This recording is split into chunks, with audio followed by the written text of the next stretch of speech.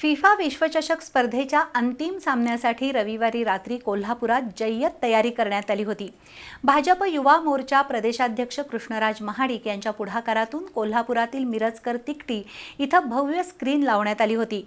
Krishnaraj Mahadik, channel बीचे व्यवस्थापकीय संचालक पृथ्वीराज महाडिक यांच्यासह कोल्हापूरच्या हजारो फुटबॉल शौकीनांनी भर पावसामध्ये फुटबॉल सामन्याचा आनंद लुटला। छत्र्या, रेनकोट घेऊन आलेल्या फुटबॉल प्रेमी तरुणांचा जणू मिरजकर तिकटीला महापूर लोटला होता। फुटबॉल वेडं कोल्हापूर रविवारी रात्री विश्वचषक फुटबॉल स्पर्धेच्या अंतिम सामन्यासाठी सज्ज झालं होतं। अर्जेंटिना विरुद्ध स्पेन यांच्यातील अंतिम सामना रविवारी मध्यरात्री 12:30 वाजता सुरू झाला।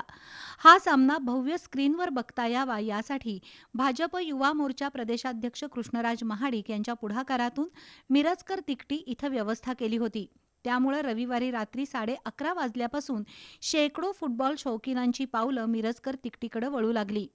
12 वाजण्याच्या सुमारास मिरजकर तिकटी परिसर गर्दीनं खचाखच भरून गेला।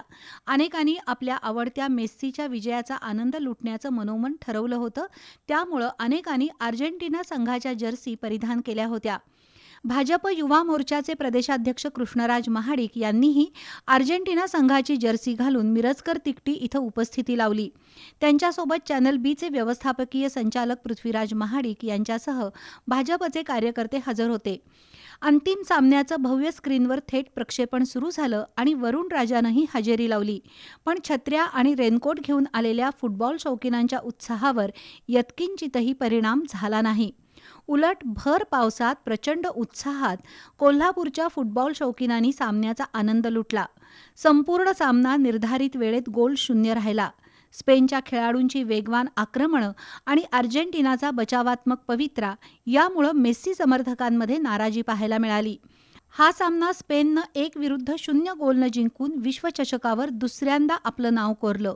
पण अखेरच्या क्षणापर्यंत कोल्हापुरातील फुटबॉल शौकीनांनी मिरजकर तिकटी परिसरात ठिय्या मारून अंतिम सामना अनुभवला।